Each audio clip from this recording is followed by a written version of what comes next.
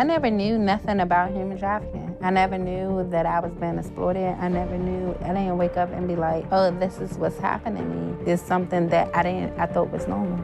80,000 reported missing people on any given day in the United States. At the same time, there are over 10,000 unidentified bodies. There is no national law requiring agencies to share this information, leaving many families in the dark about their loved one's fate. Today, family and volunteers, they reported cadaver dogs detected a few locations where human remains might have been buried. You could have a body that was on one side of a county line, and the next county could have had that individual reported as missing, and no one may have talked to each other. And we just haven't forgotten, and we're not going to stop until we know what happened. Hello, everyone, and thank you for joining us on the Gone Missing Pod. My name is Nicole Mercado, and I am joined by the lovely Alyssa Gutierrez. Hello, everyone. How are you doing today? Fantastic. Actually, I had the best day, and I'm so happy. That's amazing. It's a beautiful day. I mean, like, the summer truly is like wonderful this week.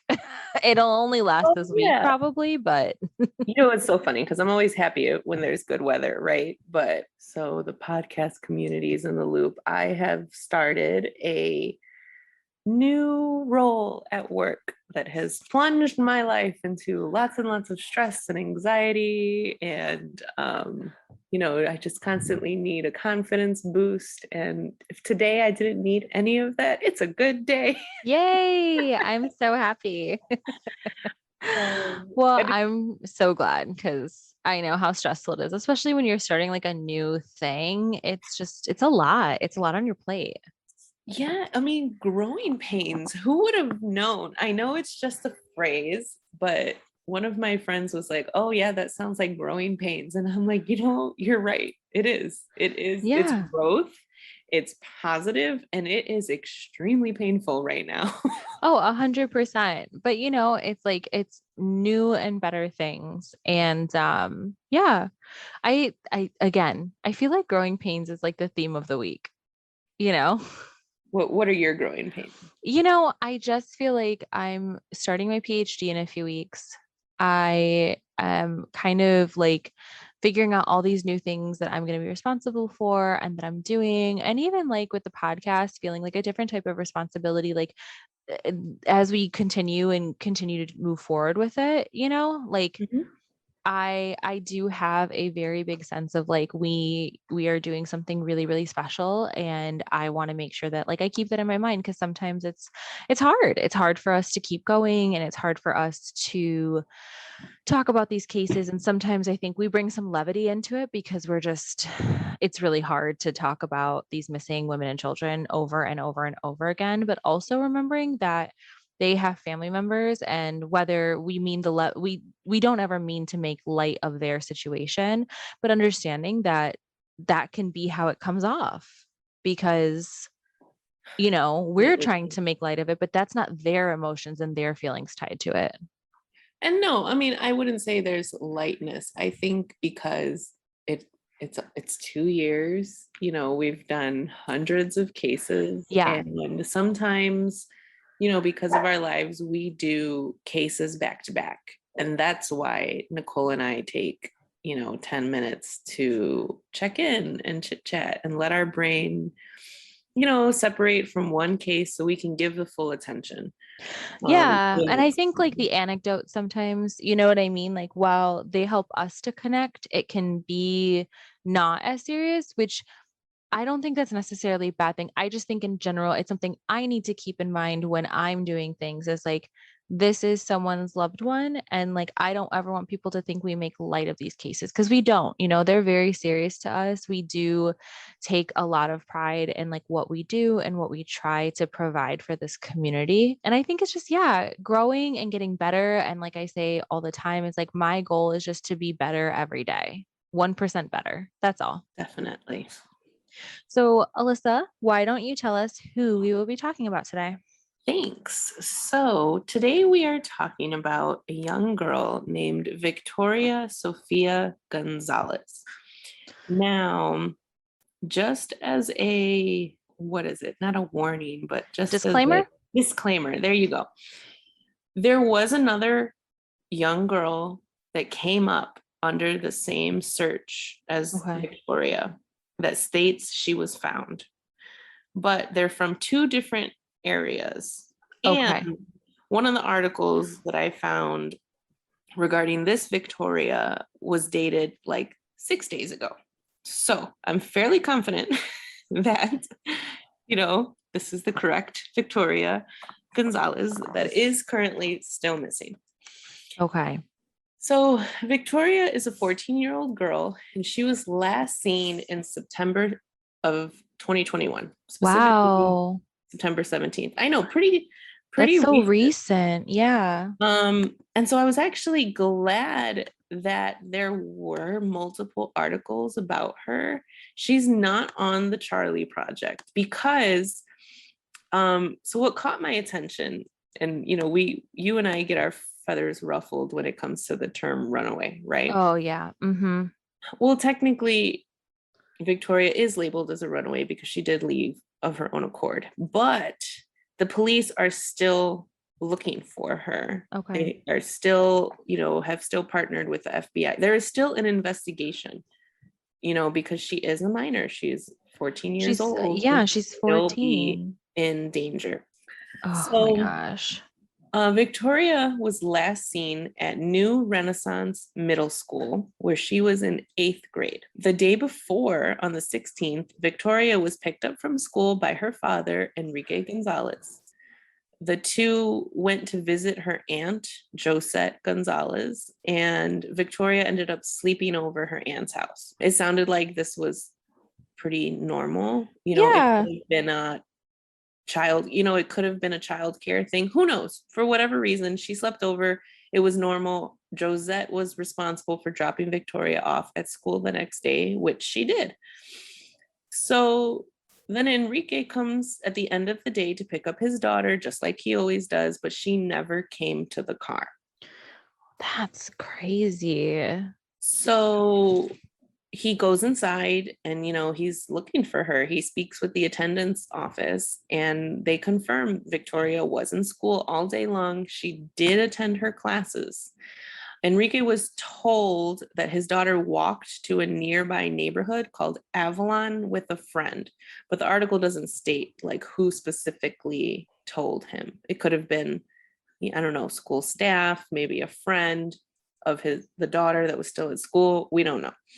But for whatever reason, he's in the school, he's looking for his daughter. And so I guess there was a school resource officer there at the school. And so Enrique reported that, my daughter's not here, she's missing. And I guess it was that officer who maybe followed up and went to the park to look for her.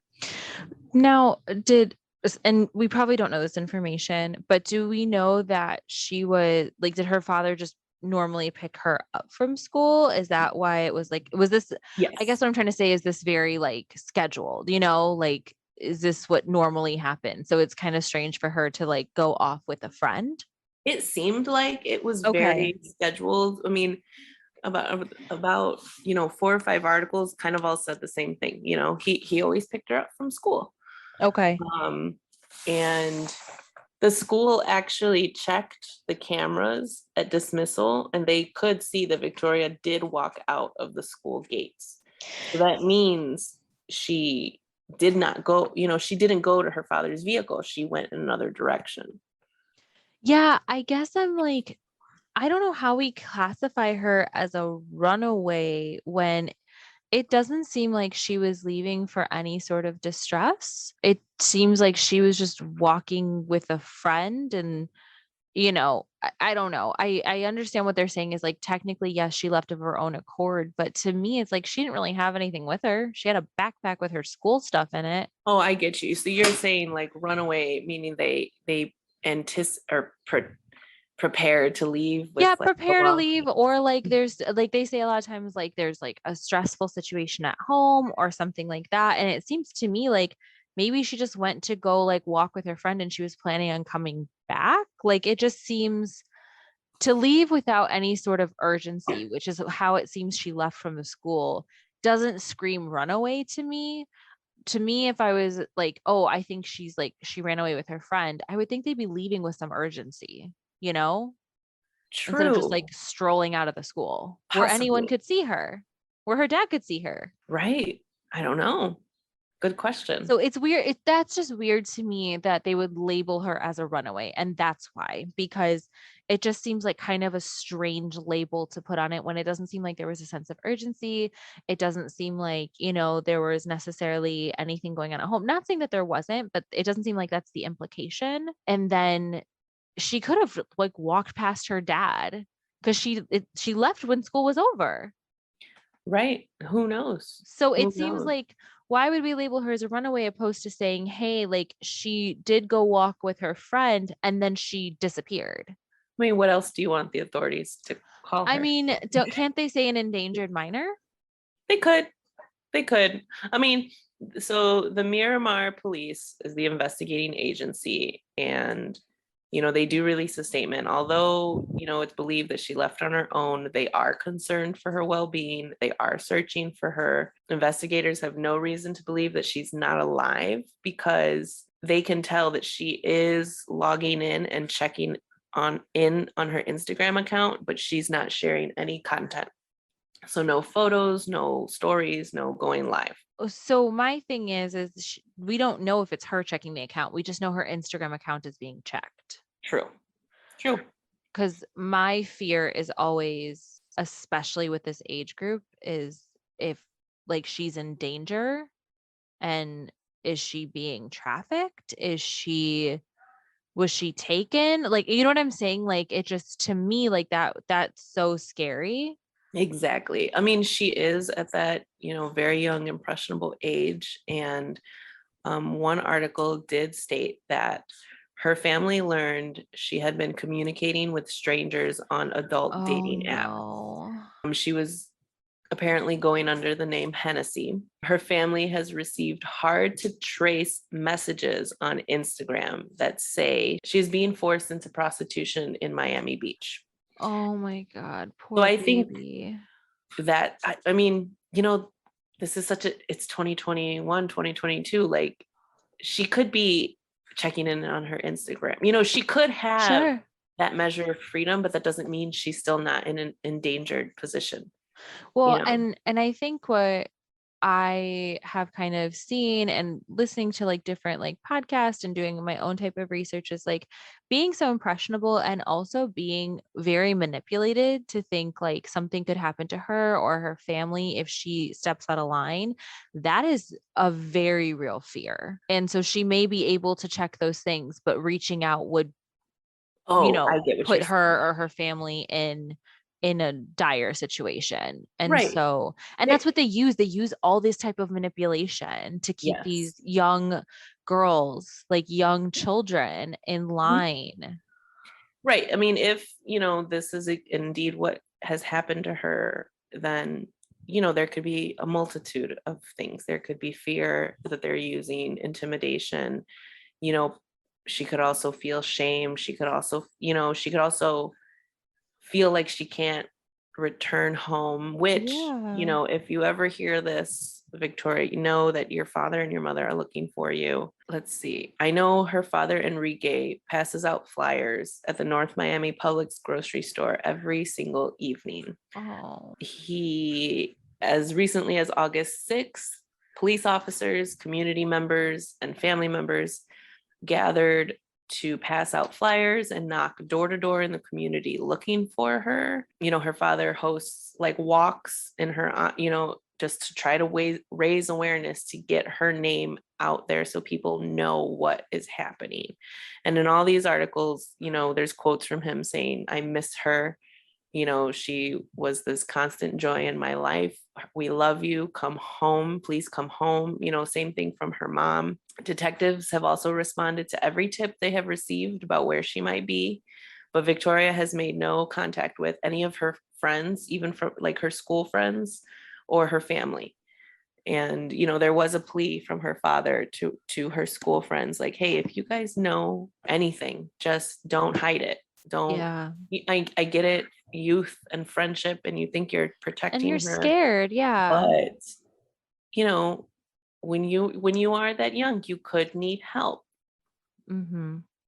Exactly. And I think, I mean, God, these parents, when I tell you guys that there is just a different kind of person who goes out there advocating for their family members every day. Mm-hmm. We see it, and it's typically family and not as much law enforcement, which really, really bums me out. And I understand all the different factors, and I can hear it from all the different ways, and that's not what we're talking about right now. But it's these family members, when they are advocating for their loved one to come home, when they are out in the streets, when they are talking, when you can hear it in their voice how much they love each individual, it's like anything we can do to help.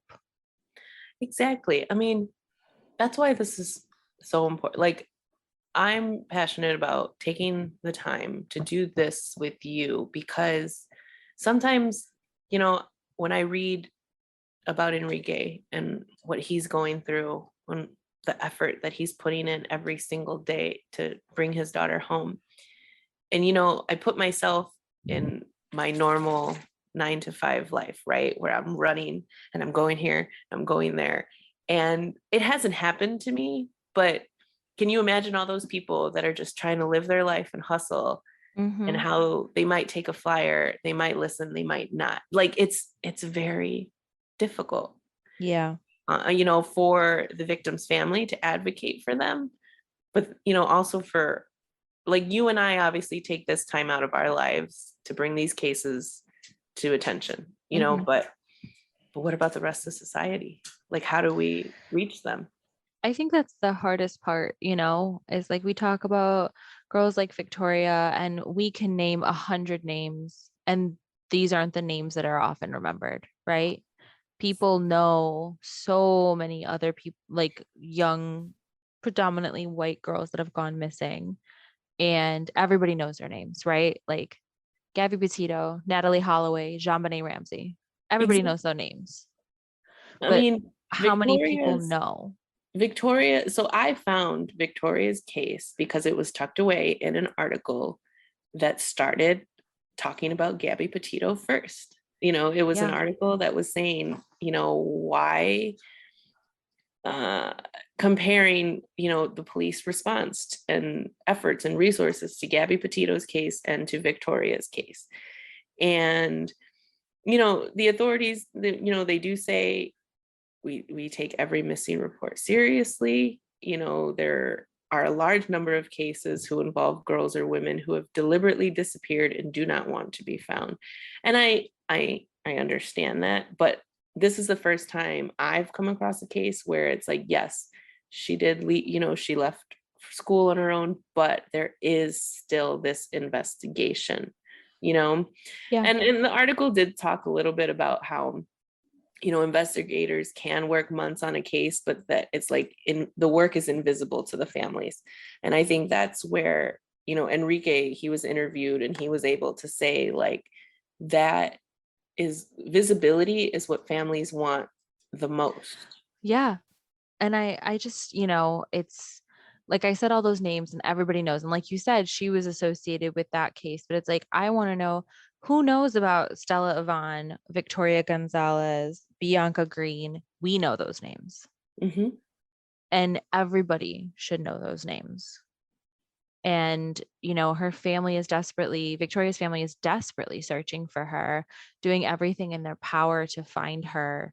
And it's like, I just wish that the media and society and all of that was just providing the support that they need. And it doesn't seem like it's being provided in the way that we've seen it in other cases. And I don't think that anyone is more or less important than the other, but I think they should all be equally important. Right. 100%.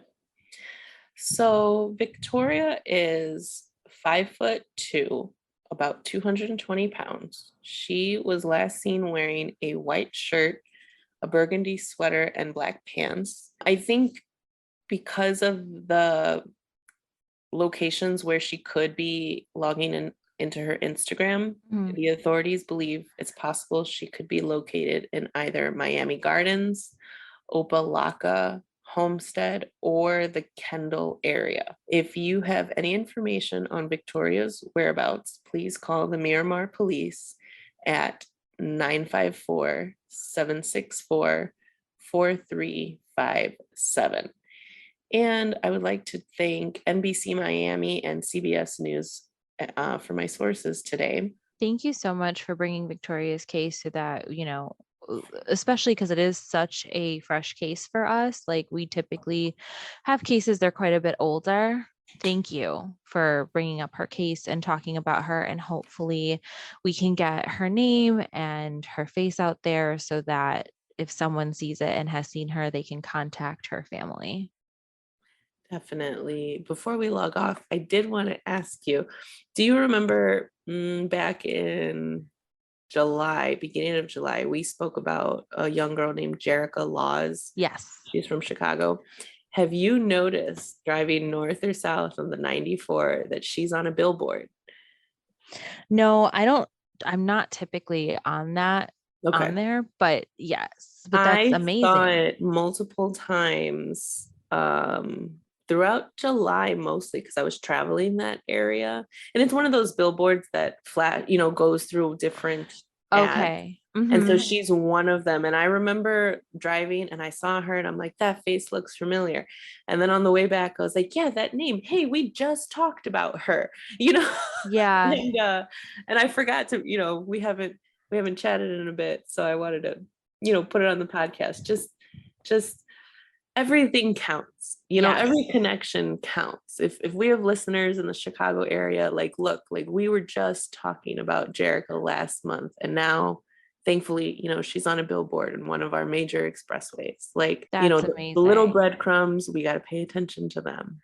Absolutely. Absolutely. Thank you so much for bringing up Victoria's case and talking about, these things that we can just do as a community, right? To support these families in this time, in these really, really difficult times that they're going through. Thank you, Alyssa, for joining us today on the Gone Missing Pod and being a fabulous host. I appreciate you so much.